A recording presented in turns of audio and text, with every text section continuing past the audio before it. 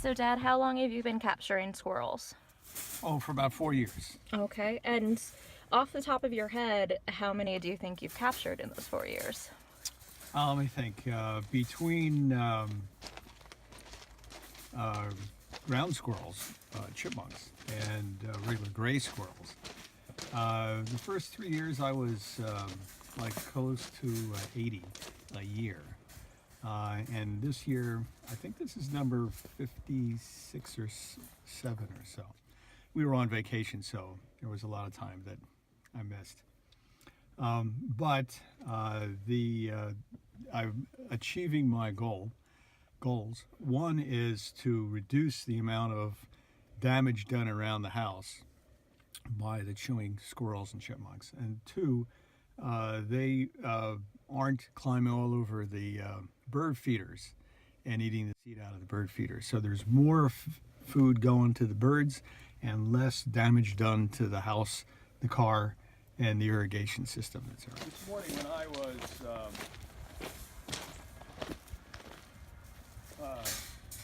setting up the trap, and I have just bird seed that I put in here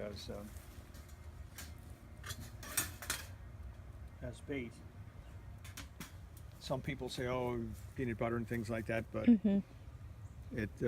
birdseed does a wonderful job. It's over here, and I could hear in these Leyland cypress trees something scurrying from limb to limb across here at a pretty good pace. Then come over here to this little tree, climb up the tree, get into that large white oak tree, run across the oak tree and get into another tree in the matter of, from there to 30 yards that way in less than 30 seconds. And there were two of them. One was like chasing the other one. And so they can travel really fast in trees. But it looks like a younger one, maybe. I'm not sure. I don't know how to age them. Yeah. And they grow up so fast that this guy could have been born maybe a couple months ago or so. They do have 2 litters a year of maybe 4 pups each.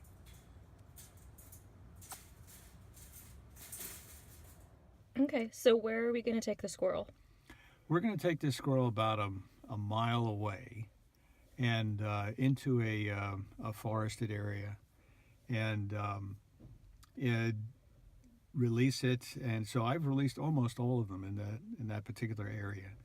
I'm sure he'll find a happy home there. Okay. There's a couple of white oaks in the neighborhood which produce much bigger acorns, and so I'm sure they like that, and they come around. And typically when there's all these nut trees, they stay away from my bird feeders, and so I have plotted when I see the squirrels, when I see the chipmunks and such. I don't see the chipmunks in the winter because I think they're hibernating, and I don't see the squirrels very much in the fall when there's lots and lots and lots of acorns. But as the acorns get old, they're tempted more to come to my bird feeders, and that's when I trap them. If you look around, you might find, like here, I think that was probably a little divot that a squirrel might have dug and planted an acorn or two. There may be one over there. See under the rose bush? Oh, yeah. And then they have very sensitive noses and sense of smell, as I have read. And although they might spend the day eating and burying nuts, they'll dig them up all through the rest of the year. So, standing back a little bit to get, this is a water oak tree that produces a lot of, that this year produced an overabundance of little acorns. Typically, the tree right behind you, this big tree over here, is another water oak. But because I had it trimmed back a lot a couple of years ago, that it really hasn't gotten to the point where it's producing any acorns. But there were so many acorns here that as I was mowing the lawn, I was like standing on a bunch of marbles. And I don't know if you can see it, but for example, down here they've collected. And believe me, there was that kind of concentration all over this corner of the yard. Cute. But a lot of these things are getting old. They're cracked, they're smashed, they're open, and they're not of any interest. Like that one is of no interest to them. That one's of no interest to them. These might be, yeah. So, and they're not the only ones that are eating these things.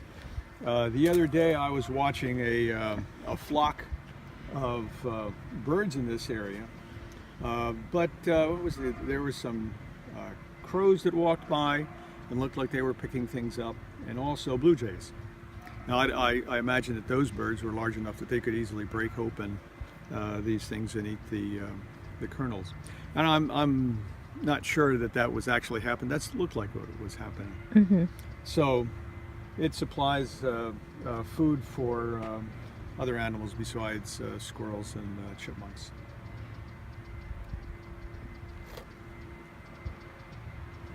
And I don't know if that's a squirrel chattering up there or a bird. Can't tell. Can't see it.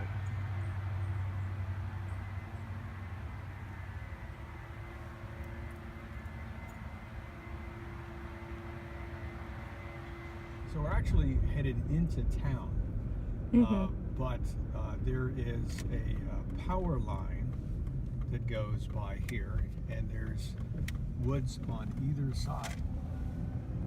And actually I'm going to go into an abandoned swimming pool park. It used to be a city swimming pool, and but it's been abandoned for years. It's right over here, and I typically won't go in there unless it's completely empty. It looks completely empty. So now the city uses this area right in front of us to dump all the leaves that they pick up. So are we picking up leaves as well as dropping off the squirrel? No. Because the leaves that are here are typically, they're good leaves, but they're large leaves. And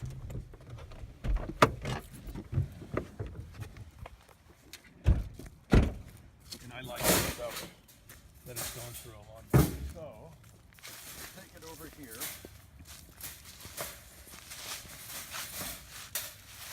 Now typically when I open the door, he peeks off in one direction or another, typically to the closest tree, whatever that is. It might be that one, it might be that one. So let's see what happens. Born free as the wind blows, as free as the grass grows, born free to follow your heart. Live free. So you've basically populated an entire colony of squirrels in this area. Do you think that you're remembered by them? I hope so. The being in a trap is traumatic. I try not to do any additional damage to their either mentally or physically. Although I have painted one or two tails. That didn't work out, especially in this trap. They just don't stand still, and they're not really excited about the paint. Did you see the ones that you painted again? Never. But I mean, there could be many reasons for that. Yeah. They could be, you know, they could have chewed the paint off. It could have fallen off. The hair could have fallen out and regrown. Or they stayed in this area and never wanting to come back. Now, between here and the house is, of course, that 4-lane highway, which I'm sure they can cross, but they probably don't. And then as you go, if they follow the road, they can get back to the house. But in general, there's also a cove in the way. And from what I understand, squirrels don't typically travel more than 400 yards from where they live. On occasions, the book that I read said they will go a mile or two, which is certainly within the range of this place. But why would you want to leave such a wonderful forested area like this?